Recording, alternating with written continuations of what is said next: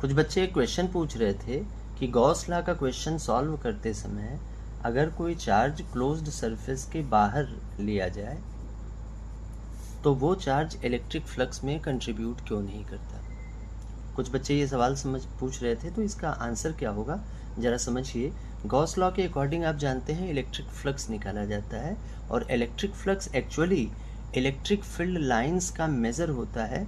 ऐसी electric field lines का measure होता है जो किसी क्लोज्ड सरफेस के नॉर्मली क्रॉस करती हैं। और गॉस लॉ से जब भी हम इलेक्ट्रिक फ्लक्स की वैल्यू एयर या वैक्यूम के लिए निकालते हैं, Q in by epsilon not लिखते हैं। यहाँ Q इन का मतलब है वो चार्ज जो क्लोज्ड सरफेस के अंदर है। तो जब भी आप गॉस लॉ से इलेक्ट्रिक फ्लक्स की वैल्यू निकालते हैं तो आपको किसी क्लोज्ड सरफेस के अंदर कितना चार्ज है इसकी ज़रूरत पड़ती है, और उस चार्ज की वैल्यू यहाँ उसके साइन के साथ लिख दिया जाता है, इलेक्ट्रिक फ्लक्स मालूम हो जाता है।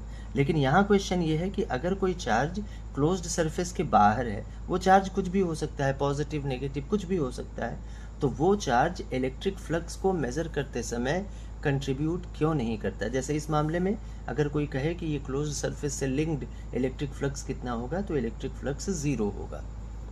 तो सवाल यही है कि अंदर के चार्ज को हम इलेक्ट्रिक फ्लक्स मेज़र करते समय जब हम गॉस लॉ का यूज़ करें तो हम चार्ज को लेते हैं, लेकिन कोई भी चार्ज क्लोज सरफेस के बाहर हो तो उस चार्ज का यूज़ नहीं किया जाता।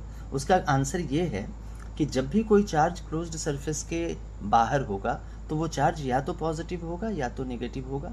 अब अगर ये चार्ज पॉजिटिव है तो इलेक्ट्रिक फील्ड लाइंस उस पॉजिटिव चार्ज से अवे यानी कि दूर जाने के डायरेक्शन में होंगी।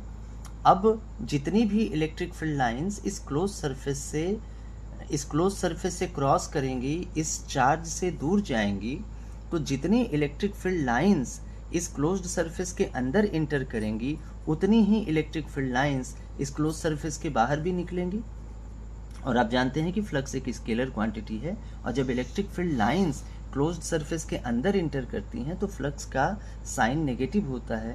फील्ड लाइंस जब क्लोज्ड सरफेस के बाहर मूव करेंगी तो फ्लक्स का साइन पॉजिटिव होता है। तो जितनी इलेक्ट्रिक फील्ड लाइंस अंदर आ रही हैं उतनी ही बाहर भी मूव कर रही हैं, तो जितना फ्लक्स पॉजिटिव होगा उतना ही फ्लक्स नेगेटिव भी होगा। और जब सुपरपोजिशन प्रिंसिपल से फ्लक्स का रिजल्टेंट निकालेंगे तो दोनों को ऐड करेंगे, और जब दोनों को ऐड करेंगे तो नेट फ्लक्स की वैल्यू 0 हो जाएगी, जिसकी वजह से वो चार्ज जो क्लोज सरफेस के बाहर है वो फ्लक्स में कंट्रीब्यूट नहीं करेगा।